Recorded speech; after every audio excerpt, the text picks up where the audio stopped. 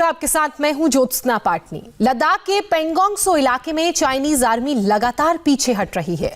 Disengagement की इस प्रक्रिया के बीच कुछ लोग इसे लेकर सरकार पर सवाल उठा रहे हैं, इसलिए हम डिसएंगेजमेंट की इनसाइड स्टोरी आपके लिए लेकर आए हैं। हमने कई एक्सपर्ट से बात की है, लद्दाख में इंडिया चाइना के तनाव की टाइमलाइन हमने चेक की है और ये रिपोर्ट फिर तैयार की है, जिसमें हर उस सवाल का जवाब है जो डिसएंगेजमेंट को लेकर उठाए जा रहे हैं।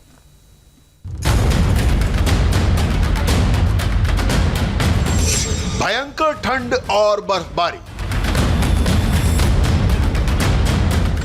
इंडिया की जबरदस्त तैयारी,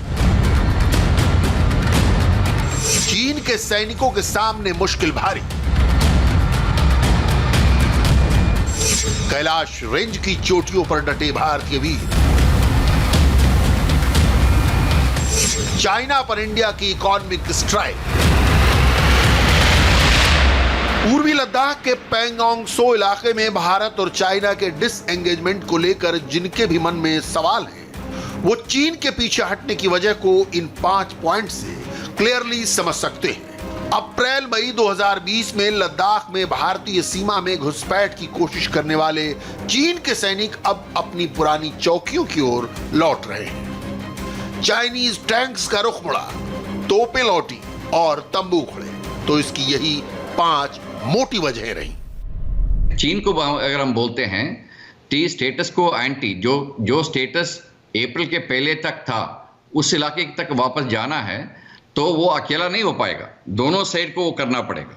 ये आपको ध्यान में रखना चाहिए। लास्ट बात मैं ये कहना चाहूँगा कि इस प्रकार का डिसएंगेजमेंट होने के बावजूद भी उस इलाके के ऊपर हम निगरानी रखेंगे ताकि इस प्रकार का दोबारा चीन का जो फौज है वो उस इलाके के अंदर जल्दी से ना आ पाए। तमाम डिफेंस एक्सपर्ट्स और रिटायर्ड जनरल्स के विश्वास दिलाने के बावजूद चाइना के साथ डिसएंगेजमेंट को लेकर नरेंद्र मोदी की सरकार को घेरा जा रहा है। पेंगोंग सो में चीन के पांव पीछे खींचने पर भारत में सवाल उठ रहे हैं। विपक्षी दलों ने इल्जाम लगाए कि मोदी सरकार ने हिंदुस्तान की जमीन चीन को दे दी। कुछ एक्सपर्ट्स ने आरोप लगाया कि भारत ने चीन के आगे सरेंडर कर दिया। चाइना के सामने नरेंद्र मोदी ने अपना सिर झुका दिया, मत्था टेक दिया। हमारी जमीन फिंगर 4 तक है। नरेंद्र मोदी ने फिंगर 3 से फिंगर 4 की जमीन, जो हिंदुस्तान की पवित्र जमीन है, वो चाइना को पकड़ा दी है। यह पहली बात है। दूसरी बात, जो स्ट्रेटेजिक एरिया है डेप्सांग प्लेन्स का, जहां चाइना अंदर आया है, उसके बारे में एक शब्द नहीं बोला डिफेंस मिनिस्टर ने। वहां बैठे हुए हैं। गोगरा और हॉट स्प्रिंग्स के बारे में एक शब्द नहीं बोला, वहां बैठे हुए हैं। सच्चाई यह है कि हमारी जो पवित्र जमीन है नरेंद्र मोदी ने चाइना को दी है। यह सवाल है, इसका जवाब दें। डिसएंगेजमेंट को सरेंडर कहने वालों को सच पता चले, इसके लिए आज हम आपको पेंगोंग सो इलाके से चाइनीज विड्रॉल की इनसाइड स्टोरी बताएंगे, जिससे देश में उन लोगों को यह यकीन हो जाए कि चीन के साथ बनी इस सहमति में इंडिया ने कुछ भी नहीं कमाया। चाइना पीछे हटने को मजबूर हुआ है। भारत को आंख दिखाने की चीन को भारी कीमत चुकानी पड़ी है। अभी चीन के साथ कई विवादित मोर्चे बाकी हैं। उन सभी मोर्चों को लेकर पेंगोंग सो में डिसएंगेजमेंट पूरा होते ही बात हुई। जो पिछले 10 महीनों से जो चले आ रहा था लद्दाख में जो स्थिति थी, और ये तो सब आप सभी लोग जानते हैं और समझते हैं, इसको सुलझाने के लिए जो कदम अभी एक सब सेक्टर में लिया गया है, जो हम पेंगोंग सो कहते हैं, उसको सफलतापूर्वक जैसे हम उसको निभाएंगे और तय करेंगे, उसके बाद फिर बाकी जो सब सेक्टर्स है, बाकी जो इलाके हैं लद्दाख में, उसमें भी वह लागू हो जाएगा। तो एक एक करके ये होगा। इंडिया और चीन के बीच औपचारिक तौर पर डिसएंगेजमेंट के बारे में बेशक 11 तारीख को कहा हो, लेकिन पिछले 9 महीने से लगातार भारतीय सेना और चाइनीज पीएलए के बीच बातचीत जारी थी। यहां तक कि रक्षा मंत्री राजनाथ सिंह अपने काउंटर पार्ट चीन के रक्षा मंत्री से बातचीत कर रहे थे। MEA एस जयशंकर बातचीत अपने काउंटर पार्ट से कर रहे थे। नेशनल सिक्योरिटी एडवाइजर अपने काउंटर पार्ट से बातचीत करने के साथ साथ WMCC की मीटिंग में भी एक पूरी पृष्ठभूमि तैयार हो रही थी। दरअसल इन सब के ऊपर निगरानी कोई और नहीं बल्कि प्रधानमंत्री नरेंद्र मोदी खुद कर रहे थे। चाइना को पैंगोंग त्सो इलाके से पीछे हटना पड़ेगा।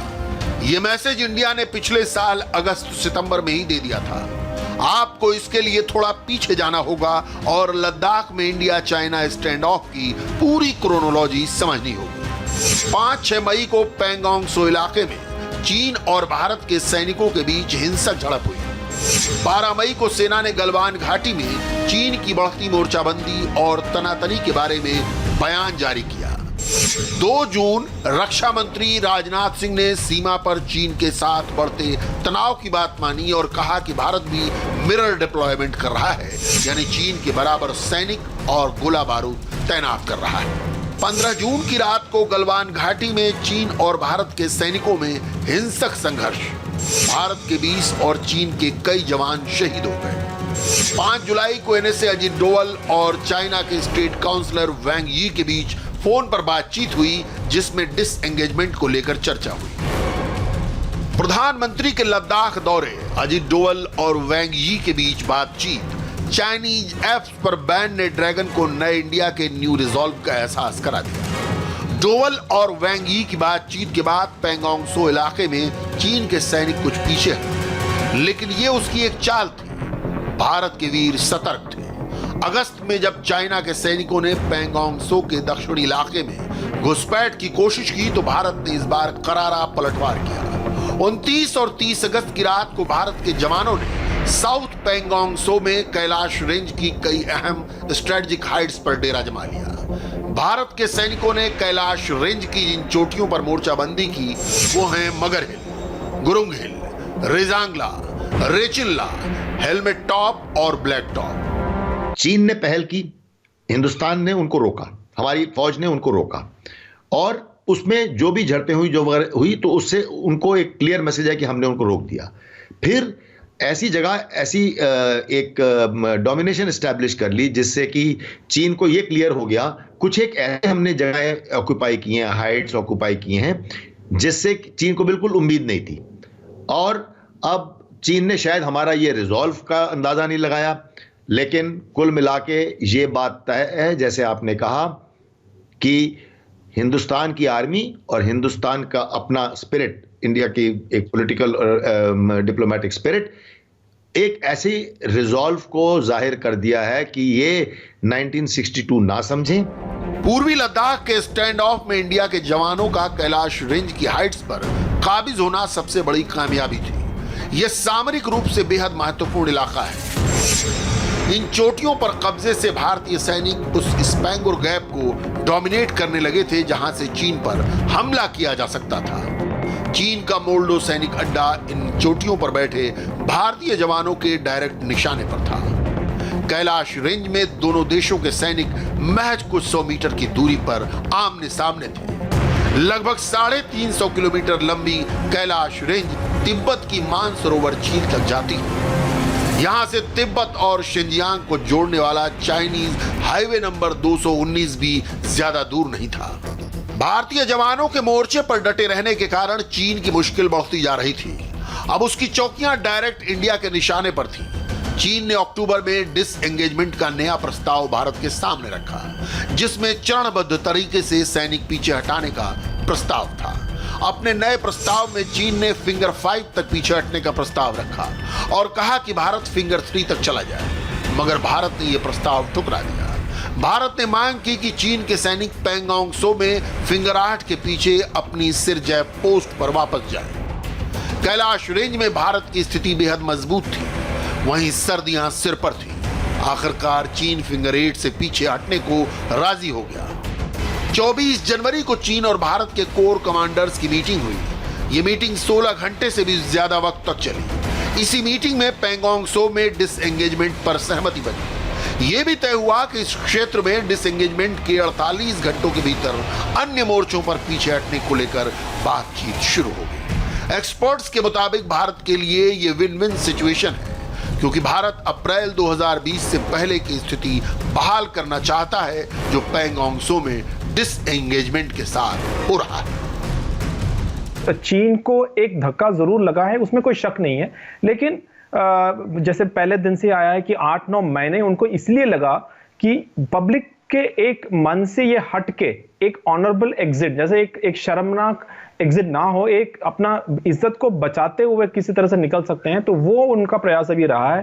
क्योंकि आज की तारीख में आप खुद ही देख लीजिए, भारत में पूरी चर्चा कोरोना और फार्म बिल्स के बारे में है, और चाहे विश्व में हो, विश्व में यूएस इलेक्शंस और बाकी कोरोना के बारे में जो है वो इलेक्शन, तो आज की तारीख में ये लद्दाख इशू है जो वो फोकस से हटा है, वही चाहते थे, और इसीलिए उनको धक्का जरूर लगा है। उनको जो भी उनकी जो प्लानिंग थी या स्ट्रेटेजिक गोल्स थे वो पूरा नहीं हो पाया।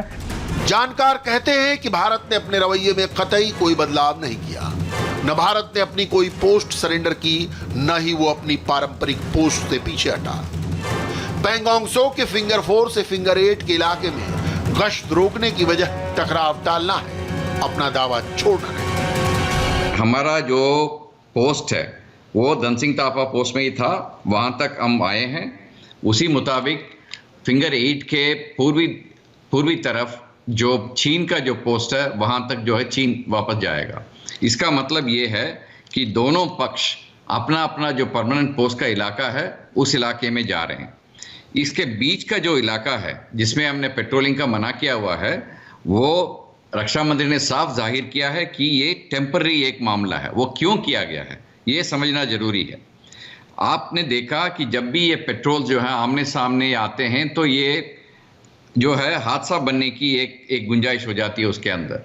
उसको रुकने के लिए और ये जो गर्मा गर्मी है उसको थोड़ा ठंडा करने के लिए ये माना गया है कि इस इलाके के अंदर हम दोनों नहीं पेट्रोल करेंगे।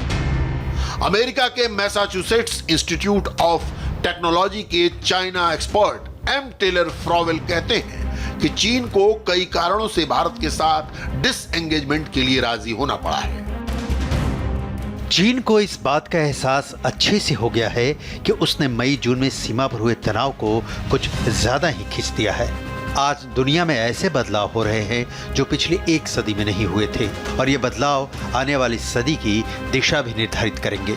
चीन को अमेरिका के साथ बढ़ते तनाव से भी निपटना है।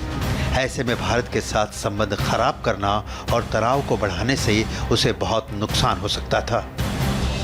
इसमें कोई दो राय नहीं कि हम चीन पर भरोसा नहीं कर सकते, इसलिए सरहद के निगहबान लगातार चौकन्ने हैं। जमीन निगरानी के साथ साथ ड्रोन और सैटेलाइट से भी एलएसी पर चाइना के हर मूवमेंट पर नजर रखी जा रही है।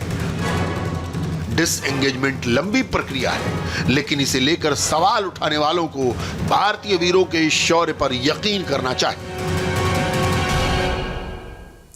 अब बात बैटल ऑफ बंगाल की करते हैं। पश्चिम बंगाल की मुख्यमंत्री ममता बनर्जी और